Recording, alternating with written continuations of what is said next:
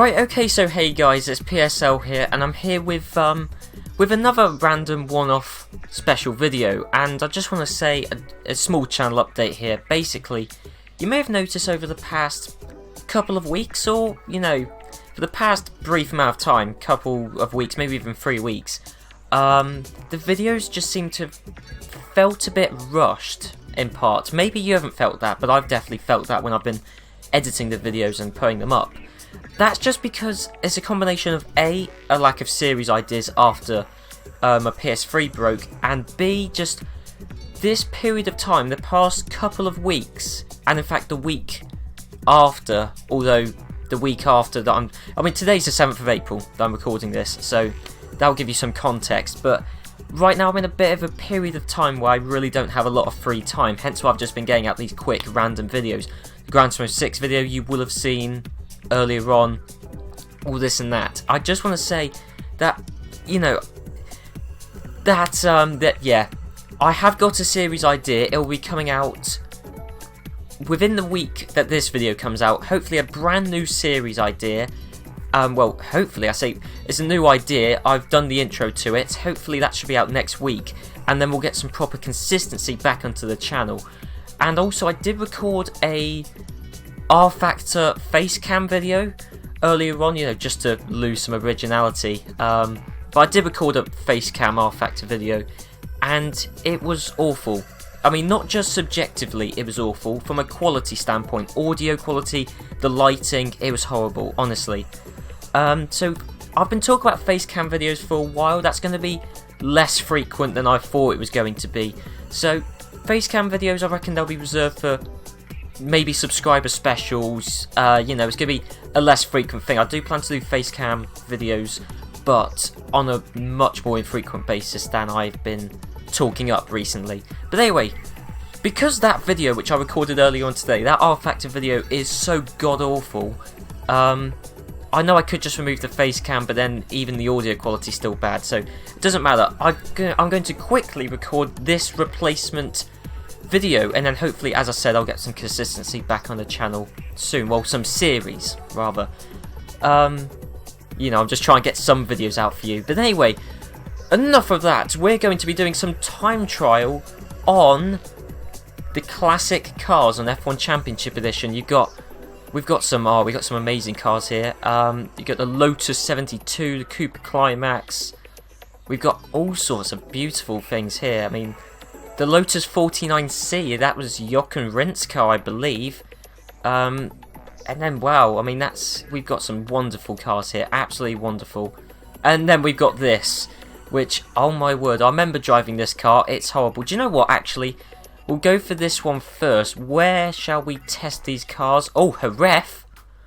I forgot you unlocked Jerez in this game. Oh, well, I forgot about Jerez. Do you know what? Let's do it there.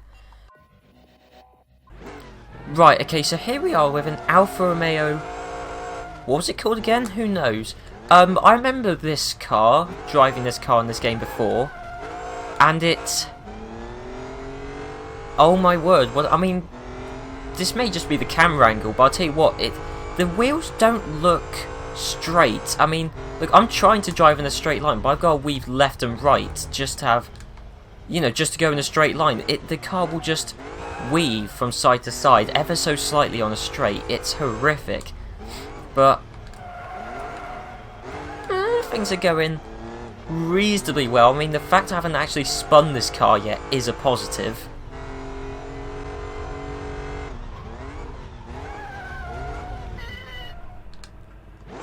I was about to say that I've driven this car in this game before and I remember it being horrific. Well, yeah, I've just proved it to be horrific. Oh my god, what is with this time of day? Why are we doing this so late in the day or early in the morning? I mean, when you got the sun shining in your face.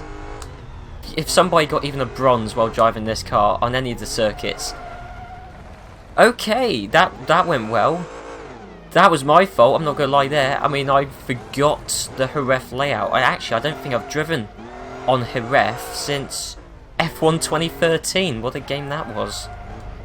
Actually, in all honesty, F1 2013 wasn't that bad of a game. It was alright in short stints, I guess. But coming around the last corner, 2 minutes 15, 16. We'll get to the finish line in the end. 2:19. Okay, I'm not going to worry about the lap times too much, but basically, what can I say about this car? It doesn't turn, it doesn't accelerate, it spins around 180 degrees upon braking. The guys who had to drive this, basically what I'm saying is the guys who had to drive these cars back in the 50s, wow, massive respect to them. Right, so now we're on to the Lotus 49C, and in fact, well, the Lotus 49 as a whole was driven by Jochen Rindt, just like I thought, but I checked up, also driven by Graham Hill, so do you know what, this has got some serious performance credential. Let's see if it's any better than, well, that travesty of an Alpha.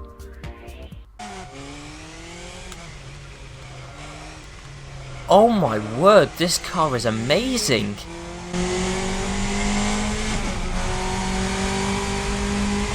I mean, listen to that engine, that is astonishing. I mean, this car, having just driven the Alpha, oh my word, this car goes in a straight line, it turns, it brakes. Okay, right, I'll blame that on me. I think I was braking while turning. But oh my word, this car is amazing. Look at that. See, this is why I always admired the F1 games where you could have classic cars. This game, F1 2013, to be honest, I would say half the reason I like F1 2013, honestly, is because of the classic content, because there isn't really a lot else going for F1 2013. Right, I've got to remember there's a corner here. Here's why I spun around at that. Yeah, I've spun around at the corner again, but I'll tell you why I didn't see the corner and spun out when I was driving the Alpha, because look at that sun. How are you supposed to drive this track when you got the sun just glaring in you, but, you know, at corners that I don't know are there? Well, obviously I can see on the track map, but anyway. Going round. Okay, I mean, what are we? We're about just shy of 30 seconds quicker than the Alpha. I mean, you know, not to say it's a fair comparison, really, because those were bad laps, both in this car and the Alpha. But what I will say, again, I was about to say this car is actually quite good. I mean, it is. Don't get me wrong. Oh my word! I mean, this car is absolutely amazing. Honestly, it's really good compared to the Alpha. This is astonishing because it's got much more grunt, it's got much more grip, and at least under braking most of the time you don't spin 180 degrees like you do in the Alpha. Right, cycling through these cars, I wonder which one you guys would most want to see. I reckon that the Williams FW18, I reckon that's going to be a highly requested one. I reckon I'll go back to that. I reckon... no, not the Super Aguri. That's not a classic. Do you know what? We'll go for this Renault, actually. Off the top of my head, I couldn't tell you who drove it, but do you know what? I'll look it up and see what history this car has. Google Renault RS01.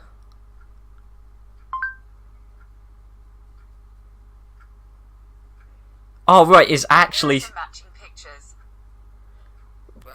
That... No. Right, I mean, two problems. One, it actually searched the word Google. And two, I mean, I'll show you a screenshot of what it's come up with. This isn't the car on screen. Oh, right, okay, I found this car. No, this is... Okay, this is a pinnacle point in Formula 1, first used in 77, then in 1978 and 79, driven by the almighty René Arnoux, and some other French guy whose name I've forgotten. But this is, as I say, a pinnacle point in Formula 1, the first turbocharged Formula 1 car, and we know how dominant the turbos became in the 80s, so actually, well, this is quite an important Formula 1 car, so... Yeah, we'll have to see how this drives. I mean, it's a turbo car, so if it drives how I think it's going to drive as a 1970s turbo car, it's going to do nothing 50% of the time, and then the other 50% is going to be like getting hit up the backside with a sledgehammer.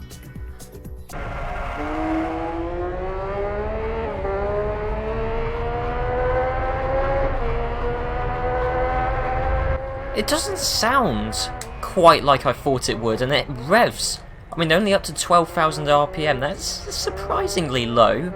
I guess it's understandably low, but I mean, I'll tell you something. Every car we've driven, the tyres have got fatter, and that's amazing because I mean, that's probably partly to do with the fact that this car is so astonishingly easy to drive. I mean, I'm not going to say this game is completely accurate, you know, to how this car actually drives, but, you know, I mean, compared to the other two cars we've driven, wow, I mean, you know, was it the Lotus 72? That was a late 60s, early 70s car. I mean, this is late 70s, and in those 10 years, oh my god, the cars got so much easier.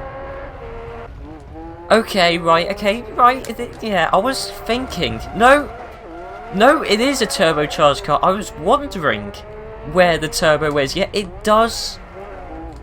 Yeah, I wouldn't really say there's a lot of turbo lag, but oh my god, you can, you know, if you press the accelerator too early, you definitely know, because then the power will just kick in all of a sudden. So I won't say it's like being hit up the backside of a sledgehammer, but you know, it is sort of like that. It is a similar characteristic, and actually, wow, we got within the bronze time. It's not like I was pushing for an amazing lap, and yeah, no, this car's easy to drive, but you really do need to learn when to put the power on for each corner.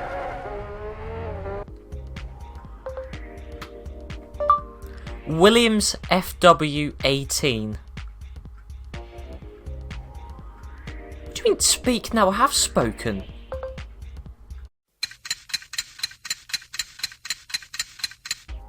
Yeah, I thought so. I thought this was Damon Hill's championship winning car. I did want to check, because it might have been a couple of years before that, knowing how difficult it is to get rights to Formula 1 cars and games, but it is Damon Hill's 1996 championship winning car, and I'm expecting it to be good, really. I mean, come on, the 96 World Championship winning car, I'm expecting it to be stellar.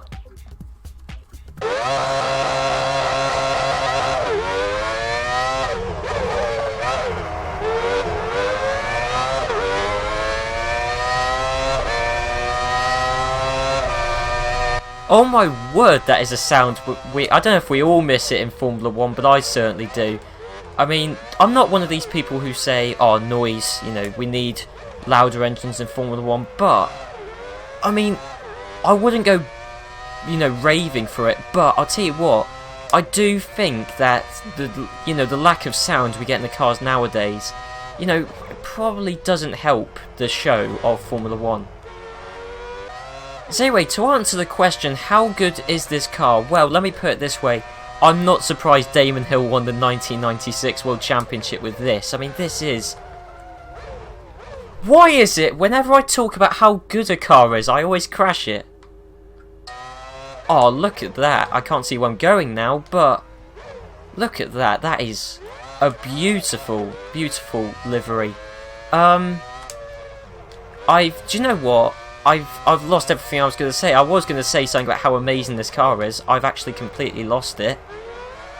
Do you know what? I'm going to do another lap. I need to give this car justice. I need to do a proper quick lap and just see how good it is. Are we going to get a gold?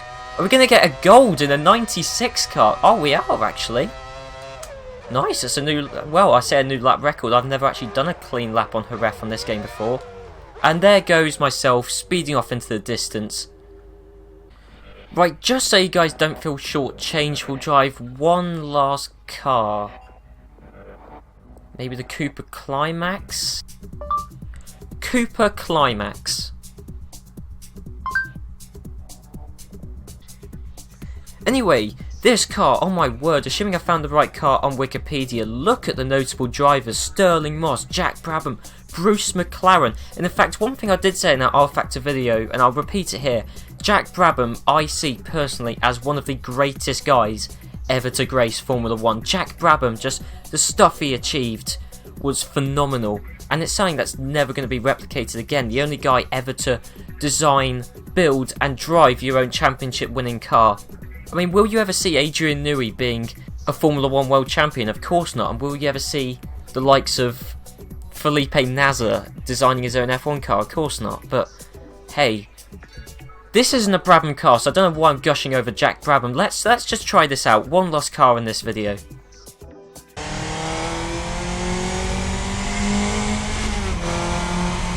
The Cooper Climax. It goes in a straight line, unlike the Alpha, but then again, I think this car was raced competitively about 10 years after the Alpha, so you can't really compare it to that. You can't really compare it to anything I've driven, really, to be honest, not in this video.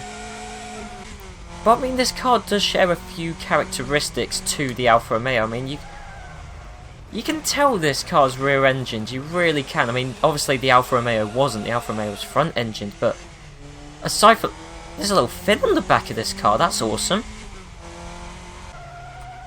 Yeah, and also it does share a similar characteristic of liking to spin around once you put the brakes on. I mean, maybe I'm just a crap driver. It's entirely possible, but I don't know. I plant my foot on the brake pedal in the other cars, and it's fine, apart from these cars. But I mean, hey, we've come a long way since the 1960s. Or even the 50s, for that matter. And that, do you know what? I'll tell you one thing. One thing I think we can say we've definitely learnt from this video, and I think the only thing we can say we've learnt from this video is that I don't know how to drive Jerez.